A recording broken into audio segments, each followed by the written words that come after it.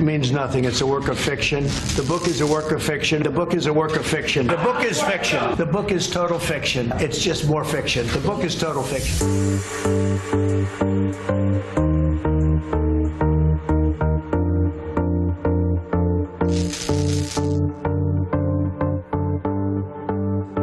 Donald Trump ha recibido 2 golpes bajos. Un libro que retrata la Casa Blanca como un hospital psiquiátrico, funcionarios que roban cartas del escritorio del presidente, militares que le convencen de no provocar la Tercera Guerra Mundial, ideas de asesinar a presidentes extranjeros. Soy duro, como el infierno, con la gente, y si no fuera así no se haría nada. Cuestiono todo y a todos, y por eso me eligieron, contesta Donald Trump. Y le vuelven a dar otro golpe bajo cuando revelan lo peor. Una conspiración que sabotea a Trump para proteger al país y al mundo. Soy Roberto de la Madrid y esta noche en Detrás de la Razón, un Estados Unidos en guerra, dividido, fracturado. Una película de la vida real. Comenzamos.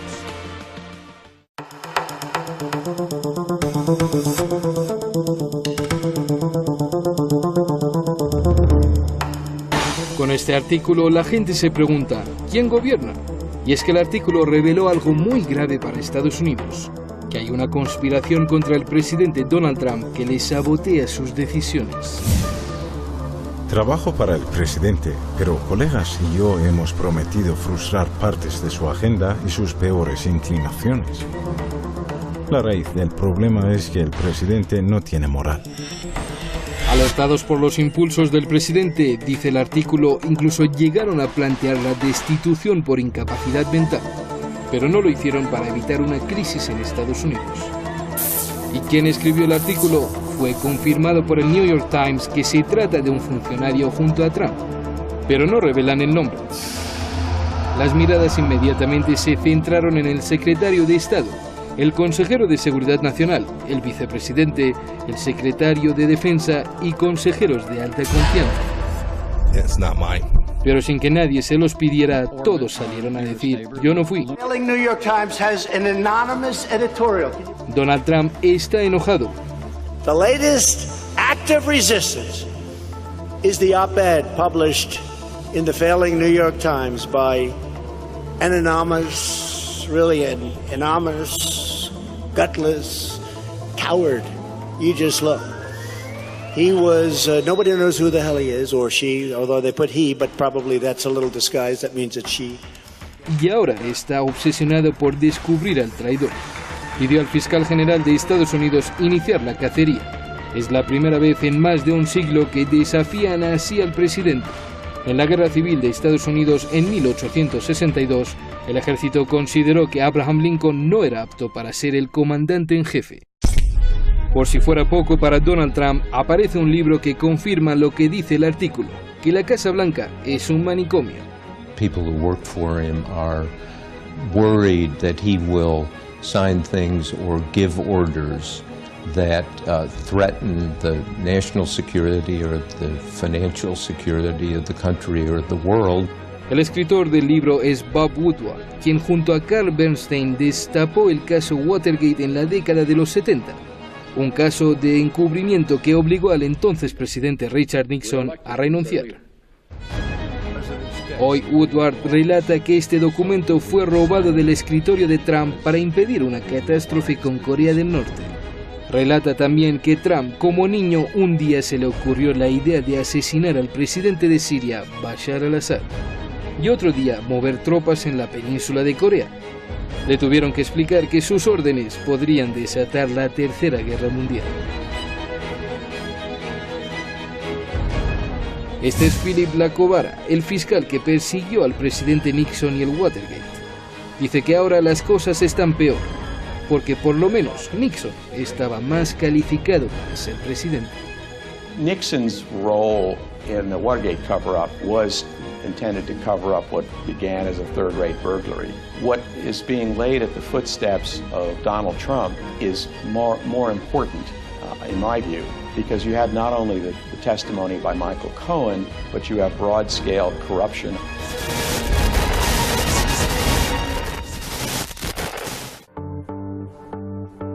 Ficción o realidad, ficción como dice Trump, realidad como dicen muchos, y bueno, Para saber esto vamos directamente con nuestros invitados. Primero, muchas gracias al equipo detrás de La Razón y muchísimas gracias también a usted, porque a pesar de que este programa fue callado por YouTube y por Google, ya tenemos otra vez miles de seguidores que se siguen pasando a la nueva página allá en YouTube. Búsquela. También en Facebook tenemos más de 1 millón de seguidores. Gracias. Arturo García, periodista, ya lo tenemos en el video wall. Buenas noches, está en Madrid. Y Carlos Rafael Diegues, analista internacional allá en Estados Unidos, en Miami. Gracias a los dos. Arturo, comienzo contigo. Nadie ha desafiado al presidente de Estados Unidos como lo han hecho con Donald Trump. La única vez fue en la Guerra Civil allá en Estados Unidos en 1862, cuando el ejército creyó que Abraham Lincoln no era apto para ser comandante en jefe. El presidente de Estados Unidos, te pregunto, ¿se está enfrentando a un golpe de Estado o más bien se comienza a preparar un golpe de Estado en Estados Unidos? Por favor. Yo creo que estamos en los albores de, no sé si de un golpe de Estado, pero sí está claro de una trama que roza la conspiranoia y con la carta publicada por el New York Times está claro que así se certifica, ¿no? Creo que desde que venció las elecciones Trump se ha encontrado más enemigos dentro del propio Partido Republicano que por el lado demócrata, que todavía lucha por reponerse esa derrota de Hillary Clinton, ¿no? Yo, sin embargo, creo que Trump, a pesar de ser un presidente diferente, está siguiendo una línea política tradicionalmente norteamericana, tanto en el plano económico como en el plano exterior, como en las propias decisiones trascendentales del país. Por lo tanto, creo que seguiremos así hasta 2020, hasta la fecha de la reelección, y el Estado profundo, ese mito que siempre ha habido, pues seguirá intentando derribar al presidente. Bien.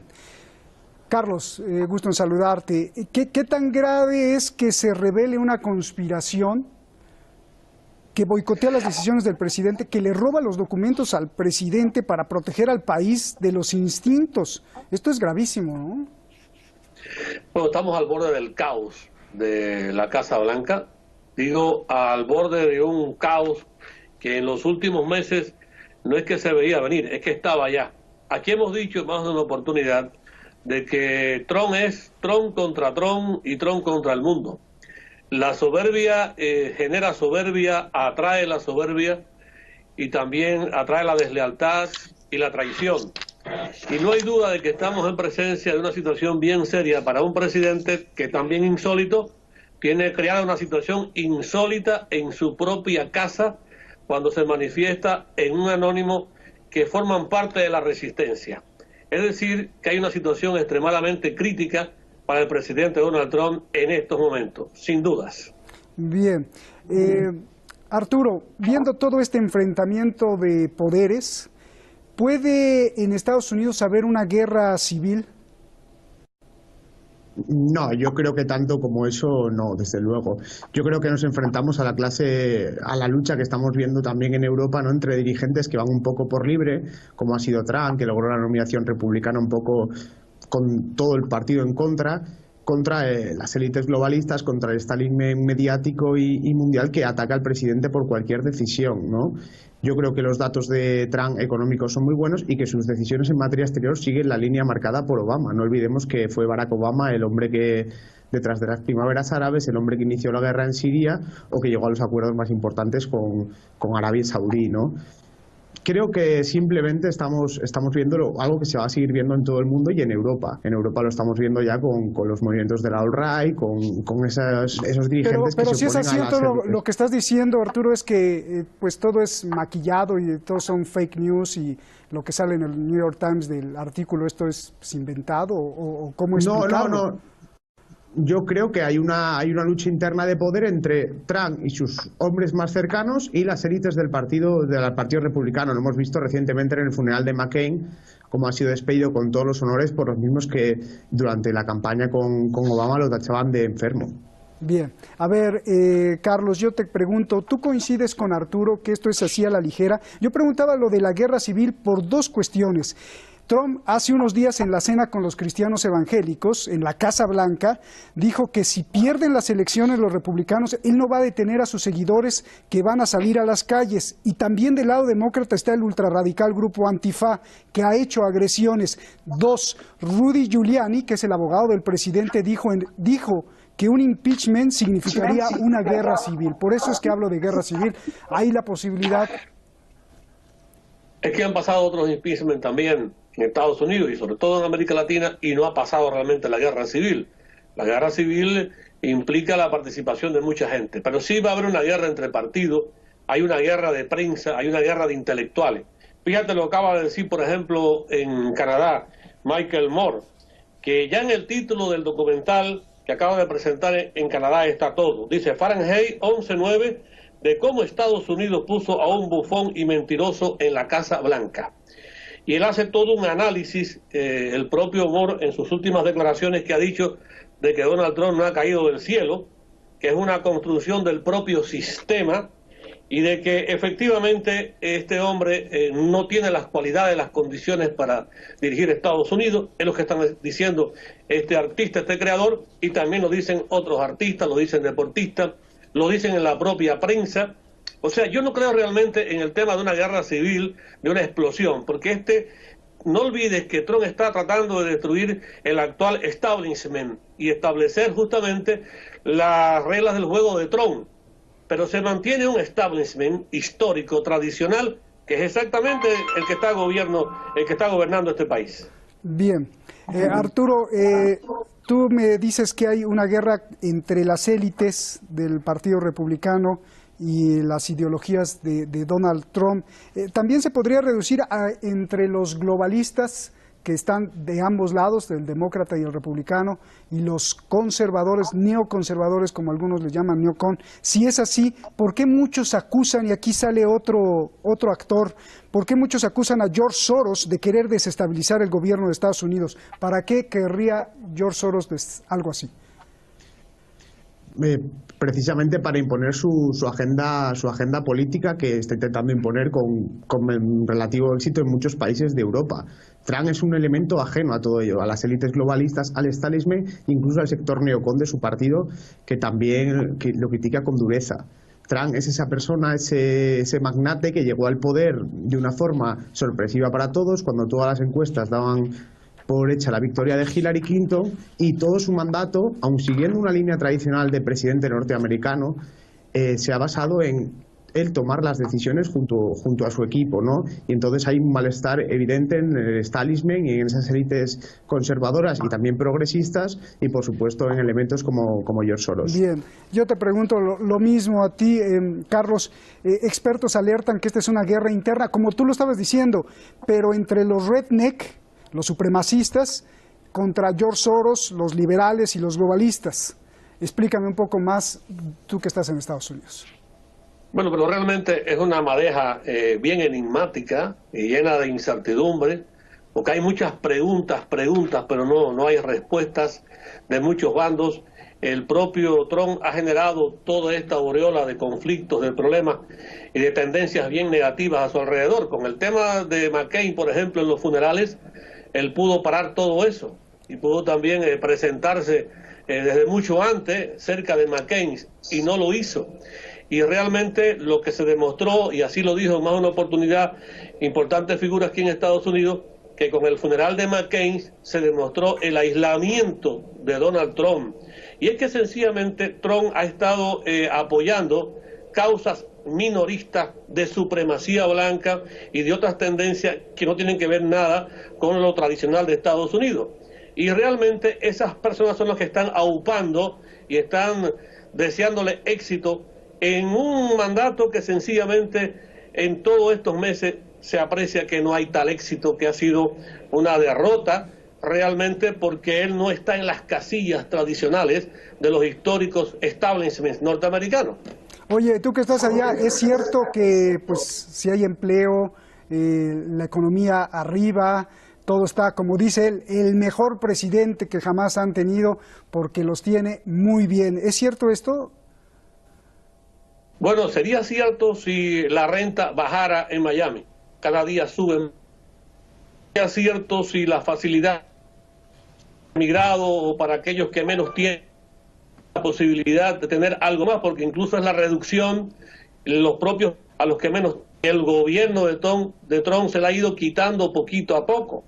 El tema de que la economía ha una ilusión óptica, con una información más bien mediática, muy bien manejada desde fondos que tienen que ver con los que quieren, pero realmente este es un país endeudado, con deudas millonarias, y donde cuando usted ve que se le está levantando la gasolina, desde que llegó Trump, todos los días crece el precio de la gasolina, entonces las cosas no andan tan bien como se dice. Hay una ilusión óptica en todo esto, tratando lo indemostrable. Bien, yo creo que vamos a volver a comunicarnos contigo porque no se escuchaba bien el audio. Mientras yo te pregunto, Arturo, a ver, ya te dijo ahí Carlos que no es como tú lo dices, que las cifras están muy bien. Él está ya en Estados Unidos, es analista y percibe que la economía no es como lo estás tú diciendo, Arturo. Bueno, realmente los precios del petróleo están subiendo en todo el mundo, ¿no? En España también ha subido la gasolina notablemente y es algo que va a ritmo, digamos, mundial. Más allá de eso, lo que decía el analista, hablando un poco de McCain, del funeral de John McCain, el enfrentamiento entre McCain y Trump viene de largo, viene de que McCain, que fue el principal opositor a la ley sanitaria de Obama, recién operado de su enfermedad, se dirige al Senado para votar en contra de la decisión de Trump de retirarlo, ¿no? Yo creo que es una lucha de élites contra un personaje ajeno a ellas que ha aparecido de repente y que juega con unas reglas del juego diferentes a las que están acostumbrados. Y es un debate que se va a vivir no solo en Estados Unidos, se ha visto en Reino Unido con el Brexit, por ejemplo, y se está viendo en Europa en las últimas elecciones. Oye, y la pregunta es, ¿realmente así es Donald Trump? Asesinar al presidente de Siria, mover tropas en la península coreana, desatar una catástrofe contra Corea del Sur, le robaron el documento, decisiones que podrían ocasionar una guerra mundial. ¿Es ficción o Donald Trump es así? Te pregunto, Arturo. Yo de momento lo desconozco. O sea, yo creo que se desconoce. Para mí su decisión más censurable, sin duda alguna, fue atacar a las tropas de Al-Assad en Siria cuando estaban acabando con los terroristas del Estado Islámico. Pero creo que en materia internacional con Corea del Norte, que había un problema importante, parece que están más cerca que nunca de llegar a un acuerdo para lograr la desnuclearización de la península de Corea. Entonces, yo creo que estamos viendo muchos episodios de fake news, de declaraciones. Trump da pie a ellas con declaraciones públicas un poco escandalosas, pero sí que es cierto que a la hora de la verdad sus decisiones suelen ser más meditadas y más consensuadas con su equipo. Bien. Carlos, yo como tú dices que es Trump contra Trump, ya ni te pregunto si crees que es así, porque me imagino que sí es así. Más bien, ¿quién crees que haya escrito el artículo en el New York Times? Bueno, esa es la pregunta del siglo, ¿no? ¿Quién habrá escrito ese artículo, ¿no? Por lo cierto, las personas más cercanas, en el caso del vicepresidente Mike Pence, ha dicho incluso que él es capaz de someterse a un detector de mentiras, o sea que él no lo ha hecho. Igualmente que Pompeo, al lado de la lealtad, en fin. No hay duda de que alguien lo escribió, obviamente, porque el New York Times, que es un prestigioso medio mundialmente, no va a poner un anónimo, si no se lo manda alguien y se cruza información para ponerlo en un medio de prensa. Pero si le creemos, entonces tienen a un loco gobernando, ¿no? Se levanta y dice, vamos a asesinar al presidente de Siria, vamos a mover tropas. Esto es gravísimo también, ¿no, Carlos? Es que ya hemos dicho cuál es la personalidad de Donald Trump. Yo no he dicho que es un loco, pero evidentemente hay un grupo de personas importantes y de expertos que están diciendo de que no hay, digamos, una actitud coherente en sus actos desde el punto de vista racional. El propio Michael Moore, como te comentaba hace unos minutos, está diciendo que este documental se va a poner en los próximos días en más de 1.500 cines aquí en Estados Unidos. Y él está diciendo que ese documental va a ser el final de Donald Trump. Porque él fue también el que dijo que Donald Trump iba a salir, así mismo lo vaticinó Michael Moore, y que además le iban a hacer un juicio político. Y con toda seguridad está diciendo esto desde Canadá. No hay duda de que no hay una cultura de diálogo, de argumentos de Donald Trump con su equipo más cercano, de asesorarse, de escuchar, de oír. Y entonces el tema de no reconocer la prensa por un lado, los Twitter por otro, la situación seria de cuestiones relacionadas con la emigración, con las relaciones con los países más cercanos, que debieran de ser sus vecinos mejores y no lo son. Oye, Carlos, el decir hoy una cosa y mañana otra, todo eso ha creado este gran problema. Carlos, perdón que te interrumpa. Y si te cambio la pregunta, porque no hay que olvidar que Donald Trump es un experto en televisión y en imagen, ¿qué tal si Donald Trump es un simulador y él es el que ordenó este artículo en el New York Times? ¿Para qué? Para después hacerse la víctima y después de hacerse la víctima aparecer en sus seguidores como es el pobrecito de Trump que está sufriendo de un complot. Entonces esto se traduce en más votos para él. Yo realmente no lo creo. Él puede ser tal vez simulador en otras áreas, pero en esta situación es como tirarse un disparo en un pie, es como autofusilarse, es como automatarse sencillamente, porque estamos hablando de la seguridad de una nación donde esta nación influye en las economías de otras naciones, influye en la paz de los pueblos. Sencillamente sería bien absurdo, totalmente absurdo, que fuera un montaje de Donald Trump para levantar más votos, cuando realmente esta situación lo que hace es quitarle votos a los republicanos y llevar a los demócratas a que sea una bancada, a que alcancen definitivamente el Congreso y todos los escaños. Entonces Donald Trump realmente no haría eso. Bien. Yo estoy en desacuerdo con esa idea. Bien, Arturo, ¿hay posibilidad de una guerra de distracción? En Estados Unidos le llaman un October Surprise, la sorpresa de octubre, antes de las elecciones que son en noviembre. Es decir, una guerra contra algún país, ya sea en Medio Oriente o no sé en dónde, para mover sentimientos patriotas, distraer y relajar la tensión dentro de Estados Unidos. Ya se ha hecho, por ejemplo, con Clinton se atacó por allá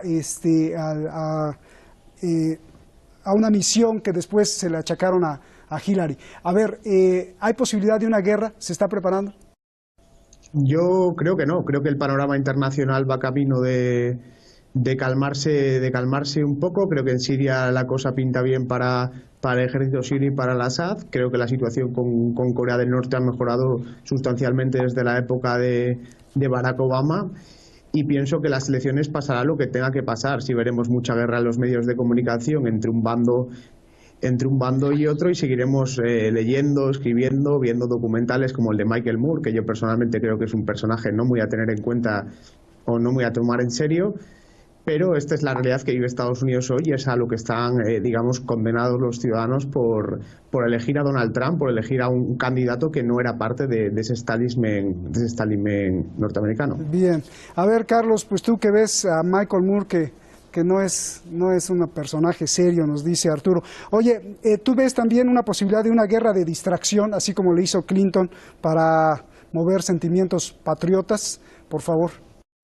Para ir por orden, lo que puede haber como distracción en los próximos días son huracanes y ciclones, que son elementos naturales pero que sí inciden en la política y están llegando aquí a Estados Unidos. Eso por una parte. La otra cuestión, que pueda haber alguna explosión interna a partir de alguna confrontación de una parte u otra.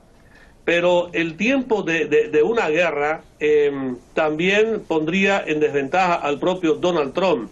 Yo creo definitivamente en que la presencia de Rusia y la incidencia de Rusia con Estados Unidos y la posición que tiene hoy en la geopolítica y la propia China no van a permitir otra guerra, o por lo menos si aparece una guerra, estas potencias van a resaltar su protagonismo positivo. En cuanto a Moore, yo creo que estamos en presencia de un hombre de una inteligencia importante, de un gran talento, de un hombre que ha dicho siempre, esté un presidente u otro presidente, cuáles son los problemas, porque también en este propio Fahrenheit, que va a presentar 9/11, se habla de la posición de Obama, de las incongruencias de otros gobiernos. Ha sido un crítico del establishment norteamericano. Bien. Y por eso podrá resultar no muy serio para aquellos que están más bien al lado de la era de Trump. ¿Comprendes? Oye, ya nos vamos, Carlos. ¿Tú no crees que todo lo que está haciendo Donald Trump le beneficia a Rusia?